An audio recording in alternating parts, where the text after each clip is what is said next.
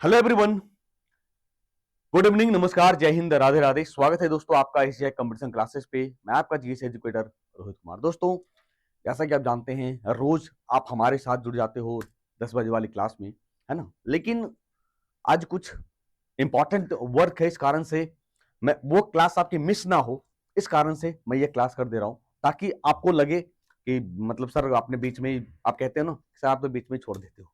लेकिन कुछ ऐसी चीजें आ जाती है जो हम अवॉइड नहीं कर सकते हैं, क्योंकि अरस्तु ने कहा है man is a social animal, मनुष्य एक सामाजिक प्राणी है। तो हम जिस समाज में रहते हैं उस समाज में हमारे भी कुछ दायित्व हैं, हमारे भी कुछ फर्ज हैं, और घर परिवार को लेके चलना पड़ता है ना। खैर, वो बात की बातें चलती रहेंगी हमारी। तो दोस्तों, आज हम देखने वाले हैं भारतीय गवर्नर जनरल और वायसराय।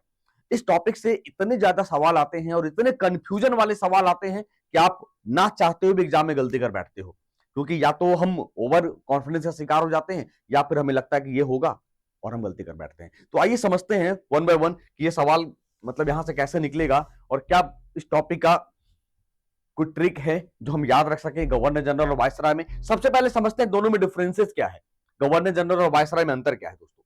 तो आप देखेंगे आपके सामने स्क्रीन पे दिख रहा होगा कि governor, governor general of Bengal, governor general of India और वायसराय, चार टर्म आपको परेशान करते हैं। तो दोस्तों, गवर्नर मतलब आप समझिएगा कि सर ये जो गवर्नर टर्म है ये बंगाल के गवर्नर की बात करता है। हम आगे देखेंगे जो रॉबर्ट क्लाइव था पहला। दोस्तों, गवर्नर जनरल ऑफ बंगाल की बात करेंगे तो 1773 का रेगुलेटिंग एक्ट आता है, जिससे दोस्तों वारेन हेस्टिंग्स, अब ब्रिटिश, जब बंगाल का गवर्नर जनरल है, वो कहां का, बंगाल का गवर्नर जनरल है वारेन हेस्टिंग्स। क्लियर है दोस्तों। गवर्नर जनरल ऑफ इंडिया, तो आपको याद होगा कि 1833 का एक्ट आता है, उस एक्ट से लॉर्ड विलियम बेंटिक भारत के प्रथम गवर्नर जनरल हो जाते हैं। इसके बाद आपको याद होगा दोस्तों 1857 के बाद 1858 का एक्ट आता है, उस एक्ट से ब्रिटिश ईस्ट इंडिया कंपनी का जो शासन है भारत में खत्म, खत्म इन द सेंस के पावर ट्रांसफर हो जाता है, अब ब्रिटिश गवर्नमेंट अपने हाथों में ले लेती है। तब लॉर्ड कैनिंग अंतिम governor general of British India और फर्स्ट वायसराय ऑफ इंडिया। तो ये चार टर्म आप हमेशा याद रखिएगा, governor general, governor general of Bengal और गवर्नर जनरल ऑफ इंडिया या फिर वायसराय। तो सर इसे हम याद कैसे रखें, एक ट्रिक के जरिए समझने की कोशिश करेंगे, मजा आएगा ट्रिक में।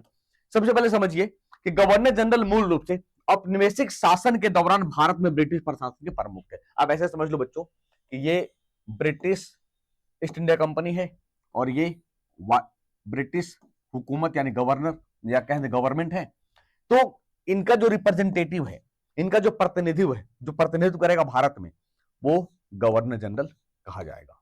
और जो 1858 के एक्ट के बाद जो शासन हो जाएगा ब्रिटिश गवर्नमेंट का, तो इनका जो रिप्रेजेंटेटिव है वो वायसराय कहा जाएगा। तो पद एक ही, मतलब वर्क एक ही है, बस नाम थोड़ा सा अलग है। जैसा मैं हमेशा कहता हूं कि संस्कृत स्कूल में पढ़ते हैं तो आपके जो हेडमास्टर साहब प्राचार्य महोदय होते हैं, बढ़िया स्कूल में पढ़ोगे, अंग्रेजी स्कूल में तो डीन कहते हैं, प्रिंसिपल कहते हैं। बताओ, वर्क सबका एक ही है, काम एक ही है, वो भी स्कूल मैनेज करेंगे, ये भी स्कूल मैनेज करेंगे, तो सेम थिंग यहां है। ठीक है। इसके अलावा दोस्तों आप कह दो कि सर यह पद, आप देखोगे भारत के गवर्नर जनरल की अगर मैं बात करूं तो 1773 का रेगुलेटिंग एक्ट में फोर्ट विलियम के प्रेसिडेंसी के गवर्नर जनरल के खिताब के साथ बनाया गया था, जो वारेन हेस्टिंग्स पहले गवर्नर जनरल बंगाल के बने हैं।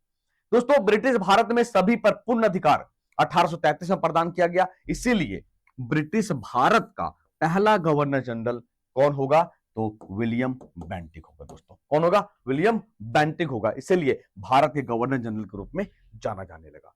ठीक है। 1857 का रिवोल्ट हुआ, मैंने कहा 1858 का एक्ट आता है, और अब गवर्नर जनरल क्या कहा जाने लगा दोस्तों, तो कंपनी का शासन खत्म हो गया और वायसराय कहा जाने लगा। तो हम एक ट्रिक के जरिए समझते हैं कि भारतीय गवर्नर जनरल और वायसराय को हम कैसे समझें, कौन सी ऐसी जादुई ट्रिक मिल जाए हमें जो हमारा काम बहुत आसान हो जाए। तो आइए समझते हैं वो जादुई ट्रिक क्या है ना। देखिए, रॉबर्ट है विलियम की मौसी। अब तो कहोगे सर विलियम तो पुरुष है, मौसा कर देते तो अच्छा होता, लेकिन क्या करें, ट्रिक है, याद रखना पड़ेगा।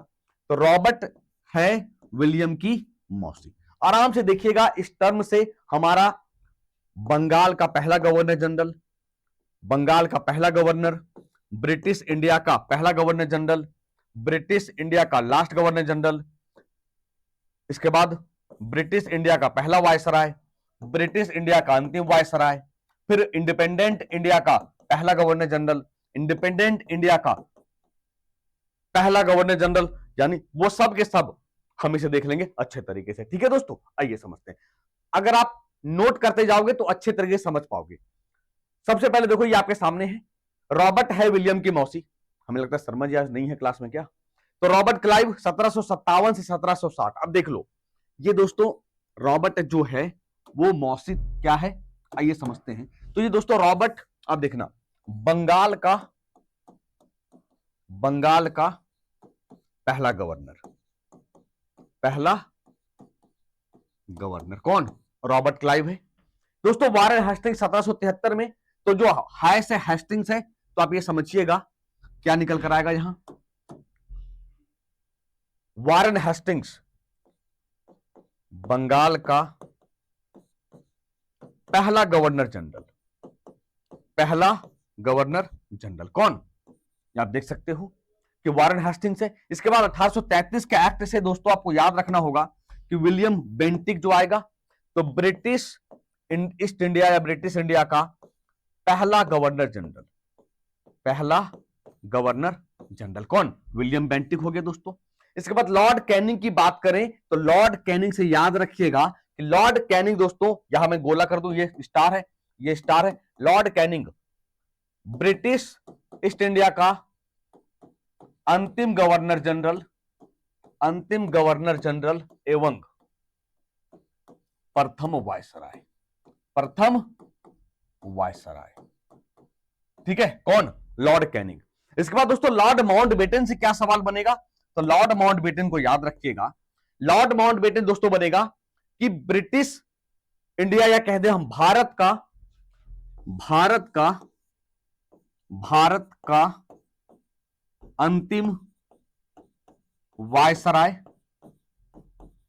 वायसराय एवं स्वतंत्र भारत का दोस्तों, स्वतंत्र भारत का पहला गवर्नर जनरल कौन? तो लॉर्ड माउंटबेटन भारत का अंतिम वायसराय और स्वतंत्र भारत का पहला गवर्नर जनरल। दोस्तों आप देखोगे सी मौसी यानी सी राजगोपालाचारी, तो आप याद रखिएगा सी राजगोपालाचारी से क्या बनेगा? तो दोस्तों सी राजगोपालाचारी से बनेगा स्वतंत्र भारत का, मैं देखो यहां पे स्टार कर दे रहा हूं, स्वतंत्र भारत का प्रथम भारतीय गवर्नर जनरल एवं अंतिम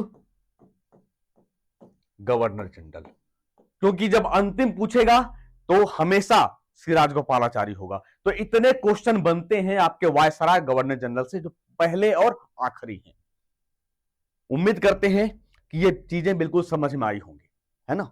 नहीं समझ में आया होगा तो आप कमेंट बॉक्स में बिल्कुल आराम से पूछना, सर हमें ये टॉपिक नहीं समझ में आया या क्वेश्चन नहीं समझ में आया।